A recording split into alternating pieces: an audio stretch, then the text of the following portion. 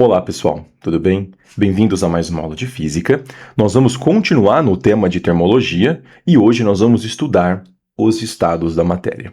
Nós vamos ver quantos estados da matéria são, quais são esses estados da matéria, principalmente aqueles que nós conseguimos estudar com grau de precisão e estudar no ensino médio. E aí nós vamos ver suas características, como que eles se comportam, exemplos em que nós temos no dia a dia, e mesmo que não está tão claro no dia a dia, como que nós podemos contextualizar cada um desses estados que vamos estudar. Antes de falar desses estados, nós temos que pensar assim, bom, o que seria um estado da matéria? Pensa, então, na matéria, né, é algo que tem massa, ocupa lugar no espaço, nessa definição newtoniana, e ele estar num estado é ele estar numa característica de formato, de aglomeração, densidade, energia. Então, quando você consegue colocar átomos com uma certa característica de, bom, eles estão próximos ou afastados suficientes para que nós conseguimos avaliar uma diferença de densidade, eles estão com uma energia maior, uma energia menor, eles estão com um formato diferente, isso é caracterizado como um estado da matéria. Quantos ou quais são esses estados da matéria? Bom, o entendimento de estado da matéria, ele foi progressivo. Porque no nosso dia a dia nós temos claramente os estados clássicos. Quais e quantos são esses estados clássicos? Bom, os estados clássicos são 3. Se você perguntar para qualquer criança que estudou um pouquinho de ciências na escola, vai falar: os estados da matéria são sólido, líquido e gasoso. Só que esses são os estados clássicos. Por quê? Porque eles estão no nosso dia a dia, né? Você consegue pegar, por exemplo, a substância água, olhar para ela, eu consigo facilmente no meu dia a dia ter a água sólido, líquido e gasoso. Quando eu vou fazer café, eu tenho ela, por exemplo, no estado líquido e no estado gasoso. Aí eu vou lá e coloco uma água no congelador para virar uma pedrinha de gelo. Eu tenho ela no estado líquido, depois no estado sólido. E até ali dentro do congelador eu tenho partículas de água no estado gasoso. Então essas estão no nosso dia a dia. Esses são os estados clássicos. Depois, com o desenvolvimento científico, final do século XIX, início do século XX, nós conseguimos olhar, principalmente com a visão da mecânica quântica, a visão também relativística, nós conseguimos entender que, bom, eu tenho outros estados da matéria que estão acontecendo no nível tanto macro quanto micro. E aí, as denominações em qual eles se encaixam estados modernos, porque tem a ver com a física moderna. E também o que eles terão serão alta energia. Esses 2 estados que estarão na classificação de modernos. Quais são eles? Nós temos 2. Eles são o plasma e o chamado condensado de Bose-Einstein. São 2 pessoas aqui, tá, pessoal? 2 pessoas. Tem o Bose e o Einstein. Nós vamos ver o que é, né, o plasma, quais são as características do plasma, onde nós vamos ver, o condensado de Bose-Einstein também, isso vai trazer um ponto de interrogação aqui para nós, ó, no zero absoluto. Será que existe zero absoluto? Como que nós podemos entender essa ideia, o valor dele? E nós também temos aqueles estados que eles são mais matemáticos e teóricos do que algo que de verdade existe na realidade. Não quer dizer que eles não existam, mas veja que para que eu faça algum tipo de teoria e análise em cima deles, eles são menos observáveis do que teóricos. Então, no geral, eles serão teóricos ou chamados de exóticos. Quais são eles? São dezenas. Então, aqui, já respondendo a pergunta, quantos estados da matéria existem no geral? Pessoal, existem dezenas de estados. Nós vamos estudar com bastante profundidade para ensino médio 3. Vamos citar e ver as características de outros 2, que são plasma e condensado de Bose-Einstein, porque eles vão tangenciar alguns outros temas que vocês vão estudar em física, química, até um pouco em biologia. E você vai entender o que é a característica de um exótico e teórico. Por exemplo, exótico e teórico. Vou citar 2 para vocês aqui. Nós temos os chamados cristais de tempo. E aqui você vai precisar tanto da teoria da relatividade quanto da mecânica quântica para olhar para esses cristais de tempo. Porque, segundo a mecânica relativística, eu não consigo olhar para tempo e espaço como coisas separadas. O tecido que rege o universo ao qual toda a matéria está é chamado de tecido do espaço-tempo. Então as duas coisas vão juntas. Então, quando eu falo de um cristal de tempo, você vai tentar pensar num cristal como um cristal formado pela água, mas que vai ter uma relação agora com como que o tempo se comporta e como que ele afeta o espaço e vice-versa. Olha só que veja que não é simples essa análise, não é algo que está no nosso dia a dia. E um outro estado, também para exemplificar para vocês, é o plasma de quarks gluons. Nossa, o que é isso? Quark e gluon. Quark e gluon são partículas subatômicas. Você vai pensar no quark como se ele fosse um tijolo do átomo e o gluon como se ele fosse uma cola do átomo. Quando eu olho para este plasma, então você vai pensar, bom, isso vai ter a ver com o plasma que eu vou ver aqui, ó, com plasma que eu vou ver no de alta energia, porque é uma alta energia, só que agora a análise é uma análise subatômica, eu vou precisar de análise e ter entendimento de mecânica quântica para olhar para eles, eu vou olhar para partículas subatômicas e como que essa interação entre eles vão se dar, isso aqui vai acontecer no núcleo atômico, essas interações. Então assim, entenda que catalogado até agora, pela física, nós temos como entendimento dezenas e dezenas. Os chamados teóricos e exóticos, eles têm um tratamento muito matemático, e antes de se conseguir provar a existência deles com experimentos ou com medições, você consegue fazer uma teoria, predizer, digamos eles assim, matematicamente, e depois buscar prová-los na experiência, na realidade. Nós temos dois que já foram provados que a sua existência, um deles vai trazer um ponto de interrogação a respeito de um estado, e outros três estão no nosso dia a dia, que é sólido, líquido e gasoso. Então, esses são os estados da matéria que nós vamos estudar. Agora, vamos estudar esses estados. Nós vamos começar pelo mais basicão, né? Os três estados que estão no nosso dia a dia, os três estados clássicos. Você já estudou com certeza isso aqui em química em algum momento, em ciências, no ensino fundamental, depois no ensino médio. Isso aqui é uma das principais e primeiras coisas que você vê em química. Em física você vai ver geralmente no segundo ano do ensino médio, quando você entrar na parte de termologia. Vamos entender aqui. Esses estados são estados clássicos da matéria. Eu tenho o sólido, o líquido e o gasoso, e essas setinhas aqui, elas vão indicar o nome da transformação, quando a matéria troca de estado, ou seja, ela vai trocar de energia, ela vai trocar de densidade, ela vai trocar de formato. Pensa comigo na água. A água, quando ela sai do estado sólido para o estado líquido, o nome deste processo é chamado de fusão. Então, falou fusão, veja, fusão não é a troca de um para o outro em qualquer sentido, não. É quando ela sai do sólido para líquido. Você colocou lá um cubinho de gelo no copo com refrigerante, ele começa a derreter. Esse processo é o processo de fusão. Aí o outro é a vaporização, e vaporização, no próprio nome você já pega uma ideia, né? Olha, vaporizar, ou seja, virar vapor. Então quer dizer que ela está saindo do líquido para o sólido. Estes processos, quando ele sai do sólido para o líquido e do líquido para o gasoso, eu gosto de pensar neles e falar, é como se eu estivesse subindo na escala de energia. É claro que eu vou usar alguns termos aqui que eles não são 100% corretos academicamente, mas é para você entender. Então, esse subindo na escala de energia é o que eu gosto de citar para que você entenda, porque depois eu vou estar descendo na escala de energia. Quando eu falar que eu estou subindo na escala de energia, eu vou falar que eu tenho aqui, ó, processos endotérmicos. Depois nós vamos entender. Por que é um processo endotérmico? Porque este corpo, essa substância olha para o ambiente e ela vai trocar calor com o ambiente, vai trocar energia, ela vai absorver energia para que ela consiga mudar de estado da matéria. Como é um processo endotérmico, ela precisa adquirir energia. Então, ela tem uma quantidade de energia, tantos joules. Ela absorve um tanto a mais de energia e, com essa absorção de energia, ela consegue fazer essa troca de estado neste sentido que eu chamo subindo na escala de energia. Depois, quando o gás vai para líquido, o nome é condensação.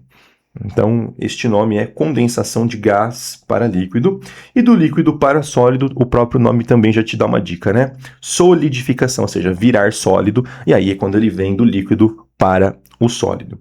E eu gosto de chamar esses processos de descendo na escala de energia. E aí, eles serão processos exotérmicos. Por que exo? Exo é para fora, então eu tenho que soltar energia. Eu vou ceder energia na troca com qualquer outro corpo, com o recipiente em que eu estou, com o ambiente. Depois nós vamos discutir a ideia sobre sistema fechado, né? Você vai ver que, bom, a física e a química fazem muito reducionismo para análise das coisas, e é muito importante você ver o valor disso, mas também entender a limitação disso, porque o reducionismo, a concessão, considere o sistema fechado, considere condições normais de temperatura e pressão, considere um movimento sem atrito, todas essas coisas são reducionismos que não acontecem na realidade, mas você quebra em reduções pequenas, mais fáceis para fazer análise e começa a complicar a partir daí. Então, o processo de ganhar energia é um processo endo, ou seja, eu preciso de energia dentro. Endo é dentro, energia dentro. Então, eu absorvo. O processo de ceder energia, ou seja, eu vou ceder energia para o ambiente, então eu vou diminuir a escala de energia, é um processo exo. Exo é fora, então para fora. Eu estou cedendo energia para o ambiente, para outro corpo, para o sistema, para que eu consiga realizar aqui estas transformações de estado. Então coloquei nesse sentido aqui, com essa explicação. Se fizer sentido para você, muito bem. Então, essas são as nomenclaturas das trocas de estado da matéria. Só que isso é de um para um, né? Um que está do lado do outro. E se eu der um salto do sólido para o gasoso e do gasoso para o sólido? Qual é o nome? O nome é sublimação. E o nome é sublimação, neste caso, apenas de sólido para gasoso e gasoso para sólido, você usa sublimação para os dois. Existem algumas literaturas que usam aqui como ressublimação, pode ser que você viu assim em física ou química, não tem problema nenhum, mas no geral, eu pesquisei, a grande maioria ainda usa como o nome sublimação as duas, ok? Mas quando você sai de gás para sólido, não tem problema nenhum você usar ressublimação. Fica a seu critério como usar. Eu uso como sublimação tanto do sólido para o gasoso, quanto do gasoso para o sólido, tá? Pessoal, e o que vai mudar aqui? Em si, claro que a quantidade de energia muda, porque nós estamos vendo que a cada subida na escala de energia que eu tenho, eu estou aumentando ou adquirindo energia. Eu gosto de pensar nessa parte de adquirir ou ceder energia como no processo de troca de elétrons entre átomos. Você vai lembrar que um átomo tem um núcleo, e daí depois ele tem a eletrosfera. E a última camada dessa eletrosfera é chamada de camada de valência. E aí ele vai ter elétrons ali. Se eu tenho um outro elétron, um outro átomo, também com seu núcleo e outros elétrons na sua camada de valência, eles trocam, certo? Então, se um corpo cede um elétron, está indo um elétron para cá, este corpo agora, se estava em situação de equilíbrio, ele está positivamente carregado na carga de um próton, porque próton e elétron têm a mesma carga, só o sinal que é diferente. Análise qualitativa, né, da carga elétrica. E este outro corpo que estava carregado de forma neutra, agora está carregado negativamente com um elétron que chegou nele. Eu gosto de pensar da mesma forma, então o subir ou descer na escala de energia seria a mesma coisa que ceder ou receber elétrons. E aí eu vou ficar também com maior ou menor carga elétrica e, portanto, energia elétrica neste átomo após essa interação. Então é assim que eu penso. Quando eu estou subindo na escala de energia, estou acumulando energia, são processos endotérmicos dentro que acontecem para dentro, ou seja, energia para dentro, energia chega, eu absorvo. Depois que eu estou no estado de gás, eu estou com muita energia. O que eu preciso fazer é ceder esta energia para mudar de estado. Então ele solta energia. Pensa que você está segurando um monte de coisa. Para poder mudar de estado, você tem que soltar um pouco dessas coisas. Então você solta energia para o meio externo e você desce na escala de energia, saindo de gás para líquido e líquido para sólido. É como se você tivesse que fazer, digamos assim, entenda que, de novo, eu estou tentando ser didático, não usando todos os termos academicamente 100% corretos, tá? É como se a natureza, no seu estado normal, quisesse ser, digamos, sólida. Então, esse aqui seria o estado de equilíbrio dela. Você precisa, fazer alguma coisa para ela ir para líquido, então colocar algum tipo de temperatura e pressão a mais, energia, e dali para gás também. Digamos que aquela substância, se ela ficar quietinha no seu estado normal, no possível, e aí você pode colocar também aspas e pontos de interrogação, o que significa esse normal, mas falando de uma forma muito é simplista, é como se ela quisesse ser sólida. Então, para eu mudar de sólido, eu tenho que fazer alguma coisa, como se a inércia dela é ser sólida. Eu preciso colocar uma força, uma energia para que ela mude o estado de movimento dela. Se você pensar nela como um corpo que vai se movimentar. Ok? Então, é por isso que endotérmico ganha e exotérmico cede para poder voltar para o estado natural, que seria o sólido dela. Tá? E agora vamos olhar para o gráfico. Porque eu tenho um gráfico aqui ó, de temperatura no eixo Y por tempo. Eu não vou colocar qualquer unidade de tempo aqui, coloquei de temperatura como graus Celsius. Você está vendo, vamos analisar antes de eu colocar qualquer nome aqui. Passa-se o tempo e esta função, que parece uma escadinha, está acontecendo o seguinte, ó. A temperatura aqui, passa-se o tempo e ela está o quê? Ela está subindo até que ela chega num certo valor. Depois que ela chegou num certo valor, que nesse caso é o zero, ela...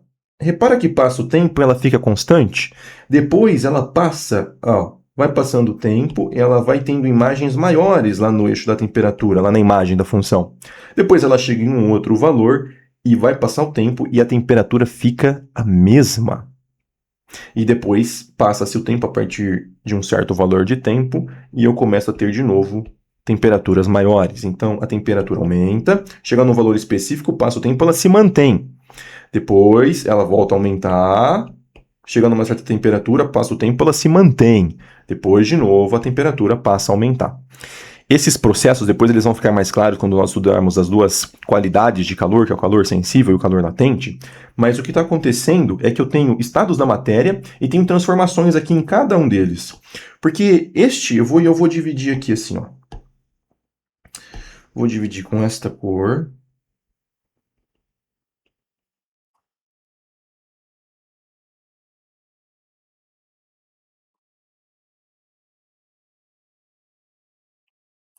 Assim. Cada vez que ela está inclinada, ela está em um estado da matéria. Neste caso, ela está no estado sólido.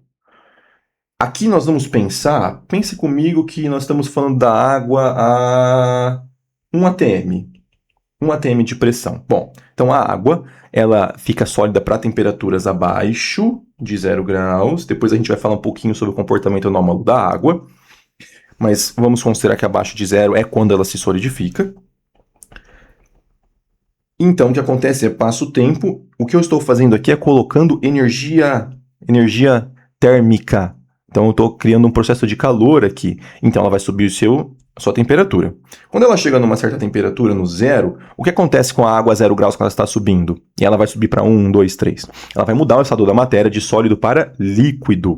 Neste momento em que ela vai mudar, você considera que, e depois a gente vai discutir melhor isso na parte de calor latente, neste intervalo em que ela está mudando, ela está tanto sólido quanto líquido, e neste processo a temperatura não varia mais. Você pode perceber que a temperatura ela tem o mesmo valor, no caso, para a água a 1 atm, tá? Isso não é para toda substância, nem todo composto nesta pressão. Estamos avaliando estes valores do gráfico serão para a água. A característica é para toda substância, basicamente. Quando a água chega a 0 graus, ela vai querer trocar o estado da matéria. Só que se você colocar ali um termômetro, você vai ver que, se colocar um termômetro e um medidor de energia térmica, você vai ver que a água não muda mais a temperatura, mas a quantidade de energia térmica que ela tem é muito grande, ou seja, ela está absorvendo uma energia, né, do ambiente muito grande. Então, aqui você terá o processo de fusão, quando a água troca do estado sólido para o estado líquido.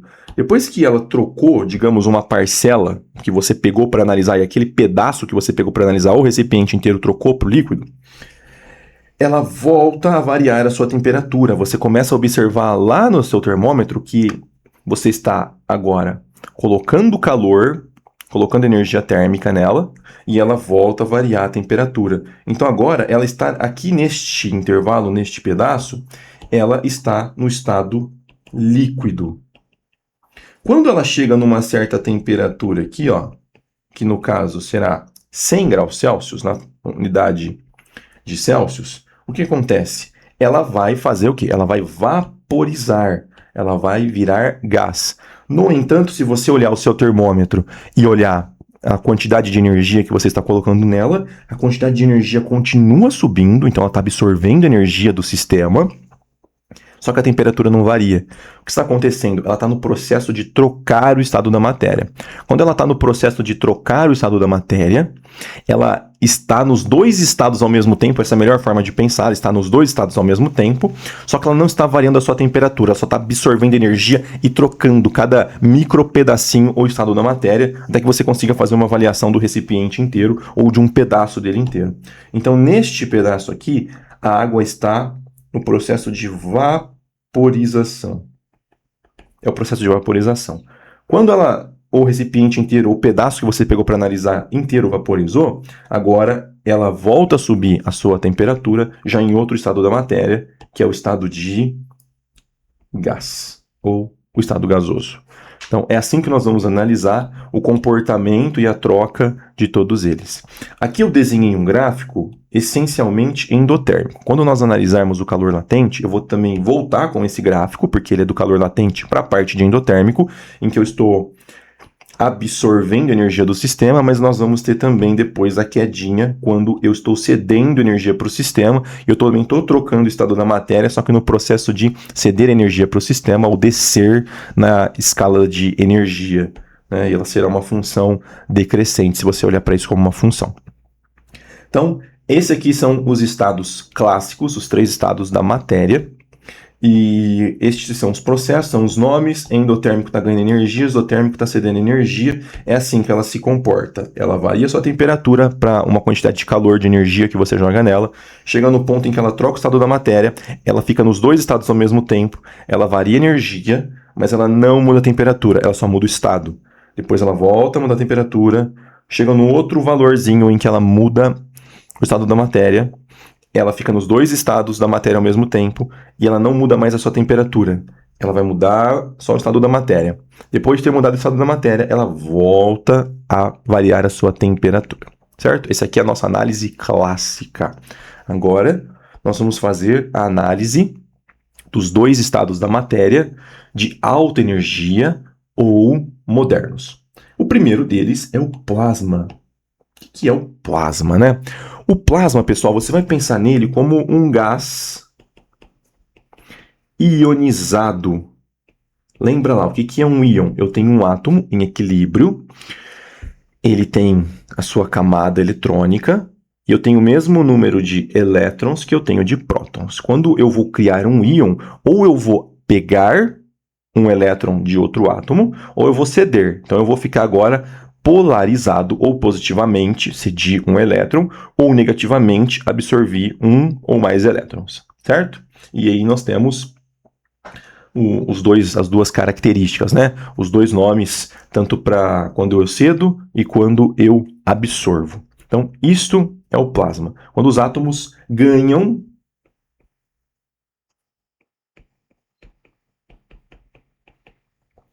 ou perdem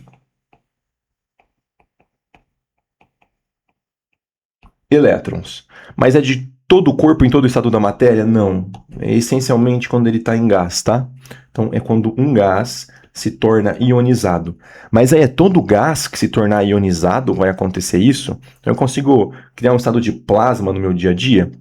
Sim e não. A questão é, você precisa de 2 características muito importantes para conseguir gerar o plasma, que é, pressão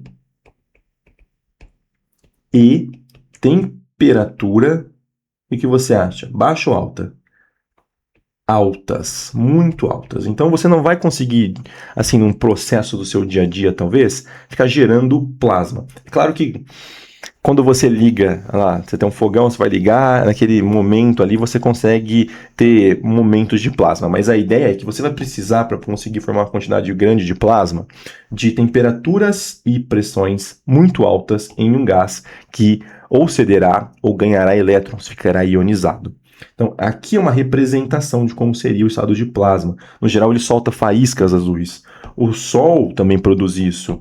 Um raio também vai produzir isso. Então, um raio também vai produzir um gás, porque, né, você está lá em cima, na atmosfera, Você tem gases e as interações de alta temperatura e alta pressão vão produzir ali um raio, e este raio descerá com alta temperatura e alta pressão. Então, aquele azulzinho que você vê é um exemplo de estado de plasma. O azulzinho também que você vê ali durante a faísca, que você liga um fogão, também pode ser caracterizado como estado de plasma. Então, o estado de plasma é um estado em que um gás está ionizado, no geral com grande temperatura e pressão. Tá? Então, você vê faíscas saindo. Seria basicamente isso. E faíscas de gás altamente carregadas de energia. Então você tem o Sol, você tem auroras, você tem relâmpagos. Então exemplos disso, né? Exemplos. Sol, relâmpago, as auroras. Na física, na análise na física, quando você fala do plasma, a melhor forma de entender o plasma é como se ele fosse um feixe de luz brilhante.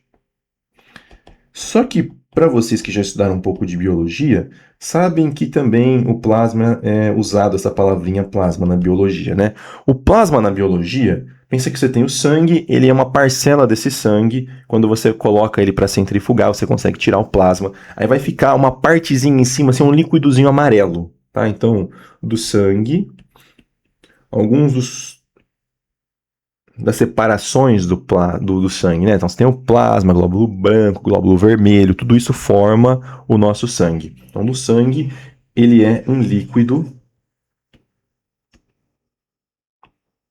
amarelo. Este é o estado de plasma, um gás com alta energia que está ionizado e que fisicamente será para você como um feixe de luz brilhante que acontece no Sol, relâmpagos, aurora e qualquer outra produção que você consiga fazer. Tá? Então, e tem uma outra característica importante sobre o plasma, que é muito interessante. O plasma, pessoal, ele é o estado, olha só, mais abundante no universo. Então, qual é o estado mais abundante no universo? É o plasma. É o estado da matéria mais abundante.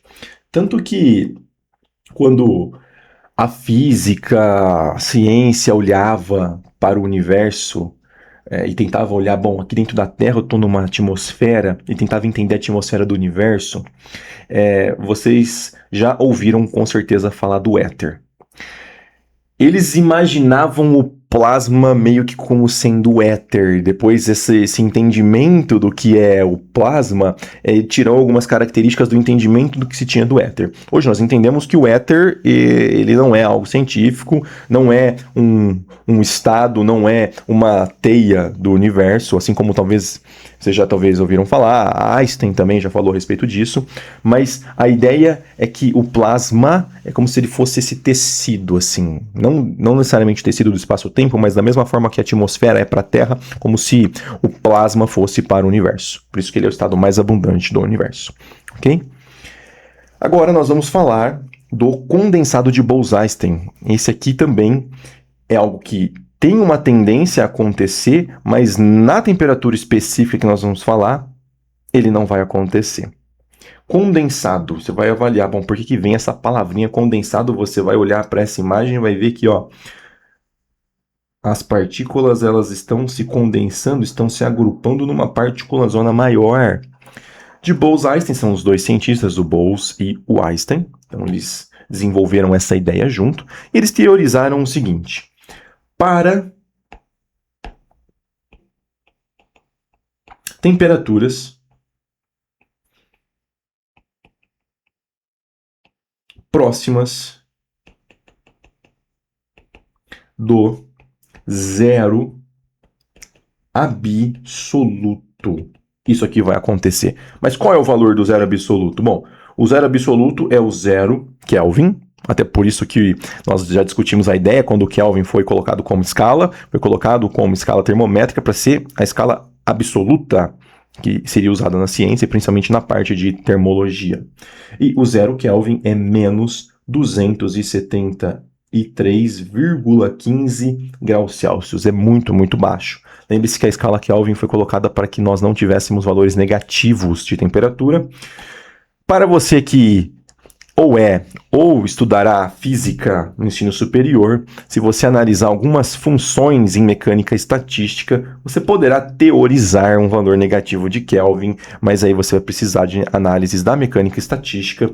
Não é algo que nós vamos ter no nosso dia a dia, não é algo que você no seu ensino médio vai ver. Então, para você no ensino médio, considere que nós não descemos abaixo de 0 Kelvin. Aqui é o zero de toda temperatura que nós podemos ter no universo, ok?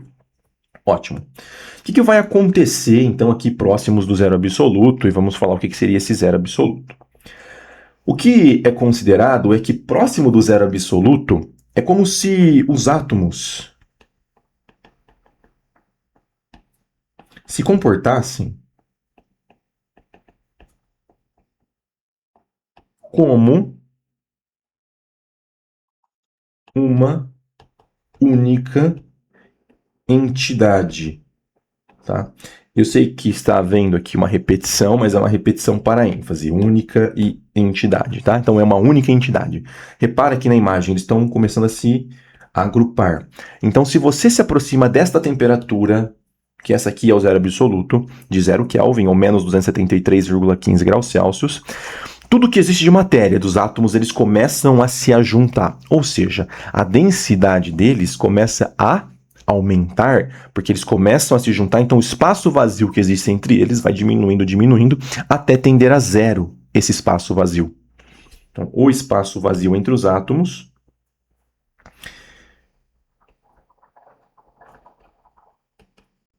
espaço vazio entre os átomos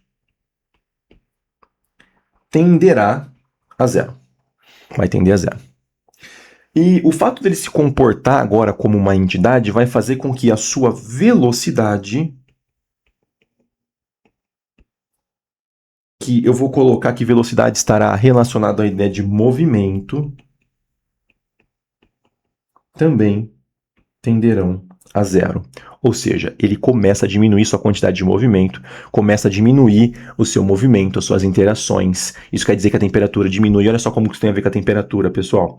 Se eu chegar na menor temperatura possível que é capaz de se medir, lembra que temperatura é o grau de agitação da molécula. Quanto mais eu desço a minha temperatura, diminuo a temperatura, menos as moléculas estão se agitando. Se eu chego na temperatura mínima possível de se ter existência no universo, quer dizer que elas se agitam o mínimo possível, e o mínimo possível é não se agitar nada. Então, quer dizer que elas param. Qual é o problema dessa ideia? Eu posso me aproximar disso? Me aproximar disso eu posso. No entanto, tocar, encostar no zero absoluto eu posso? A questão é que você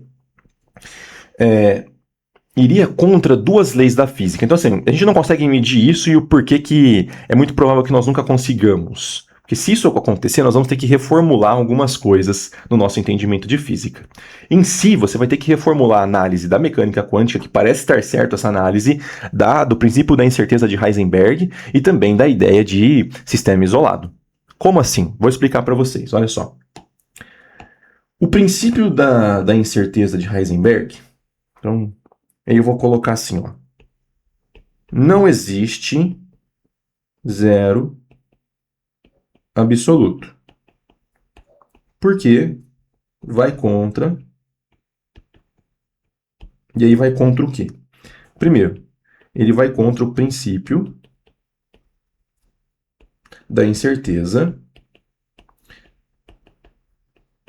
de Heisenberg. Para vocês aí que assistiram Breaking Bad, é daí que o Walter White tira, né, o personagem Heisenberg. É esse aqui.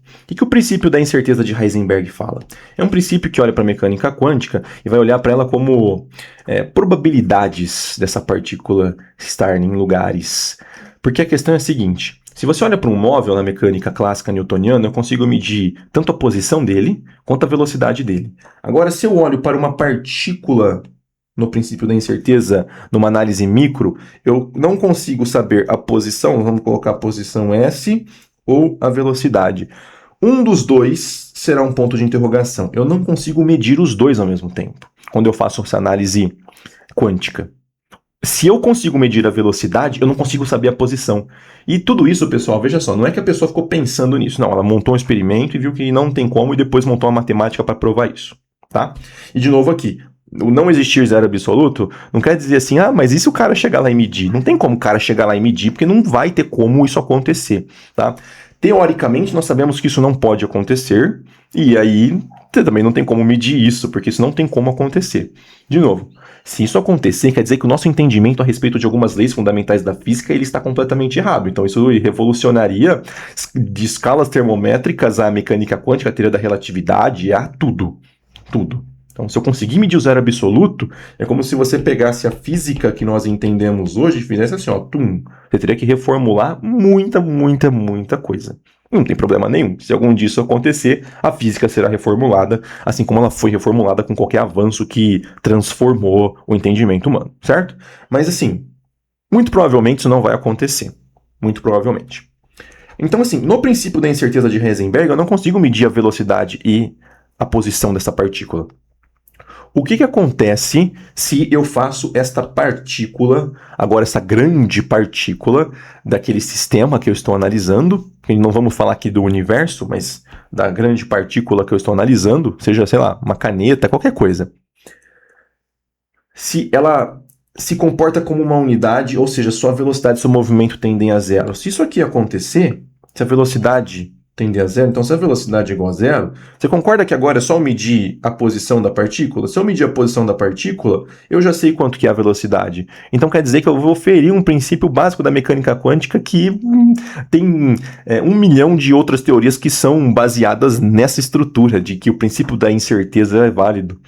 Se a velocidade é zero, e por definição nada está em repouso, não consigo olhar para algo e falar aquilo ali não está oscilando, aquilo ali não tem uma energia térmica atrelada a ela. Não consigo olhar para nada e falar isso. Mas se isso acontecer, eu sei a velocidade. É só eu fazer uma medição, e uma medição eu consigo na partícula. É só eu medir a posição dela. Aí eu vou ferir o princípio da incerteza de Heisenberg. Então a ideia é, nada está parado, tudo está em movimento. Algum grau de energia aquilo ali tem. Algum grau de vibração aquilo ali tem. Falar que eu chego no zero absoluto é falar que aquilo não tem vibração nenhuma, aquilo não tem energia nenhuma. Então, pelo princípio da incerteza, isso daí é impossível. E tem outra coisa que também é impossível, pessoal, que eu já falei para vocês no começo do vídeo. O que eu coloco como sistema isolado? Ó, sistema isolado não existe. É impossível. Entenda que ele é importante para você começar a aumentar a complexidade da análise, mas entenda que ele não existe. Entenda a sua limitação.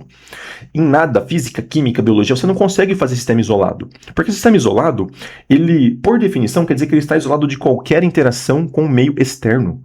Ele não vai trocar forças, ele não vai trocar energias, ele não vai trocar nada. Isso é impossível. Para cálculos grandes, você considera que a troca que está acontecendo ali de energia de um sistema com o meio externo, ela pode ser muito pequena a ponto de você desconsiderar. Por exemplo, em cima de 1000 joules, 0,002 é muito pequeno. Então o que eu falo? Não houve troca, a troca foi muito pequena. Mesma coisa com atrito. Não existe uma superfície inteiramente lisa que não existe atrito, né? Eu passar um corpo por qualquer superfície, existirá atrito. Não existe uma superfície perfeitamente polida. Mas quantos exercícios de física você já não resolveu e fala? Não existe atrito. Desconsidere o atrito do ar, desconsidere o atrito da superfície. É uma superfície 100% polida. É para você assim, ó, considera um cafezinho com leite para você fazer sua continha, tá? Mas isso não existe na realidade. Não existe atrito zero e não existe nenhum tipo de troca com o meio externo. Isso quer dizer, não existe sistema isolado. O que não existir o sistema isolado implica? Isso aqui implica que eu não consigo, ó, impossível, isolar trocas de calor. Pessoal, algum tipo de energia térmica vai sair do sistema que você coloca, tá? Eu tenho um copo Stanley aqui, e esse copo Stanley ele vai manter a energia térmica, aqui a temperatura do meu copo. Beleza, só que se você deixar um gelo lá nele e voltar daqui um mês, você pode até fechar ele. Fecha ele com o mesmo material, porque você vai falar assim, mas a parte de cima tá aberta, tudo bem. Então você vai lacrar ele com o mesmo material que ele é feito nas suas paredes. Coloca lá o gelo e lacra. Volta daqui um mês. Ele vai ter derretido. Então, a troca é pequena? É para você tomar o negócio ali em 1 hora, meia hora, alguns minutos. Mas se você analisa de uma forma absoluta, há troca de energia. A troca de energia é pequena, mas ela há. Então, por que eu não consigo chegar no zero absoluto? Eu não consigo chegar no zero absoluto porque nada vai deixar de vibrar, de se mover. Tudo que existe vibra. A própria teoria das cordas, que também não é um fato, né? O seriado The Big Bang Theory colocou isso aí como um fato, quase como um fato científico. Não é um fato, é uma possibilidade de análise para o nível quântico. Nós temos a gravitação quântica, entre outros, que são até provavelmente mais suscetíveis de estarem corretos, pelo menos na minha forma de ver. Mas o que, por exemplo, a mecânica quântica, a teoria das cordas fala? A teoria das cordas fala o seguinte, se você desce lá, você tem lá um composto, tem substância, aí você tem átomos, você tem partícula subatômica, vai descendo, vai descendo, vai descendo. A matéria não é matéria. O que a matéria é simplesmente vibração. Aí você tem lá a partícula a função de onda. Aí nessa função de onda, aquilo ali pode se comportar como partícula, como onda, dependendo do observador e etc. Certo? Depois a gente pode falar um pouquinho mais sobre isso. Mas a questão é, segundo algumas teorias físicas, a matéria não existe como unidade fundamental. O que existe são vibrações, e essas vibrações produzem no espaço-tempo que nós temos aqui, quadridimensional, porque a quarta dimensão é o tempo, a sensação de matéria, de coisa sólida, ou mesmo que não sólida em qualquer outro estado, mas em que aquilo ali existe uma substancialidade, mas talvez quando você vai analisar, essa substancialidade é só uma interpretação do nosso cérebro, dos nossos sentidos da realidade. E essa realidade não seja assim, ela seja só vibração. E, por definição, vibração não carrega matéria. Vibração é simplesmente um pulso de energia. Ou seja, pode ser que a realidade da qual é composta essa caneta, esse microfone, eu, você, este computador aqui, o que está aí, o que você está vendo aqui atrás, seja só vibração, não seja matéria em si. Então, vibração parece ser o estado natural na realidade. Como que eu vou fazer algo com vibração zero? Aquilo, por definição, não existiria no espaço-tempo. Tá? Se você pensar como algo que é substancial no espaço-tempo, ele não existiria. Então, não consigo fazer um zero absoluto, ou ir para o zero absoluto. Isso quer dizer que o condensado de Bose-Einstein não existe? Não, não é isso. Ele existe. E o condensado de Bose-Einstein, para temperaturas próximas. Então, eu estou me aproximando do zero absoluto. Quando eu me aproximo do zero absoluto, a tendência é essa daqui. Os corpos vão se comportando como uma unidade só. Eles vão se aglomerando e vão se aproximando, diminuindo o espaço vazio entre eles. Isso é o condensado de Bose-Einstein, para temperaturas muito próximas. O que eu fiz um monte de ponto de interrogação com vocês eu piso nesse zero absoluto? Não. Por que eu não piso? Princípio da incerteza de Heisenberg e impossibilidade de um sistema isolado. Ok? Então, esses são os estados que nós vamos estudar. Condensado de Bose-Einstein e o plasma são importantes de você saber, porque você viu que o tanto de coisa que nós falamos que são importantes, mas em si são esses aqui que nós vamos ver os nomes, vamos ver as características, as definições de Enzo, Endo, quando que eu tenho aqui o meu gráfico, tanto o gráfico que aumenta a energia, quanto o gráfico que diminui a energia. Tá? E aqui eu coloquei um esqueminha para vocês e uma gambiarra aqui para a gente finalizar a análise. Olha só o que de verdade a gente tem de característica que você vai olhar para cá, como que a temperatura e a densidade, eu vou escrever aqui em cima, densidade, se comportam. Então, para cá, a densidade é menor e para cá a densidade é maior. Vamos olhar para esses 5 na análise. Condensado de Bose-Einstein. Condensado de Bose-Einstein, a gente já sabe que nós estamos aqui, próximos do menos 273 graus Celsius, 0,15 aqui, ou 0 Kelvin. Quando isso acontece, olha só na escala de temperatura. Na escala de temperatura, eu estou muito baixo. Só que os corpos vão se unir, ou seja, a densidade deles é muito grande. Quando eu passo para o estado sólido, no estado sólido nós estamos pensando aqui, ó, pensa na água, tá? Na água. Ele estará um pouco menos denso do que no condensado de Bose-Einstein. Vou colocar aqui o μ como densidade. Mas ele ainda é um tanto denso, mas existirá uma quantidade de espaço vazio entre essas partículas maior. Quando você começa a aumentar a temperatura, olha só, você chega no estado líquido, ou seja, eles começam a se espaçar mais. Por quê? Porque eu estou aumentando a temperatura e eles estão se agitando mais. É a mesma quantidade de partículas, de átomos, só que eles ocupam um espaço maior ali. Então, a densidade deles está diminuindo. Quando eu chego no gás, olha só, eu preciso de um pouco mais de temperatura, por isso que eu falo, vou subir na escala da energia. Então, a minha energia que eu estou colocando aqui térmica é maior, a temperatura está subindo. A temperatura sobe, a energia cinética deles aumenta, a energia cinética eles começam, ó, agora os mesmos átomos, a mesma quantidade, começa a ter uma energia maior, começam a ter uma quantidade de movimento em que eles batem um no outro, batem no recipiente em que eles estão, no sistema isolado que não existe. E agora eles ocupam um espaço maior, ou seja, a densidade está diminuindo. Eu tenho a mesma quantidade de massa para um volume maior. Isso quer dizer que, ó, a densidade diminui. E a hora que eu chego no plasma gás ionizado para altíssima temperatura, ele está se movimentando muito, quer dizer que o volume que ele ocupa é muito grande. Então a densidade dele vai diminuir bastante. Então, baixa densidade aqui. Quando nós estivermos falando de plasma, esses são os estados importantes de você saber. Faremos muitos cálculos com sólido, líquido e gasoso. Então agora essa aqui vai ficar análise para a próxima aula. Vamos falar dos tipos de calor. Tem a ver com esse gráfico aqui, ó. O momento em que a temperatura está subindo, eu tenho um tipo de calor, uma quantidade de calor.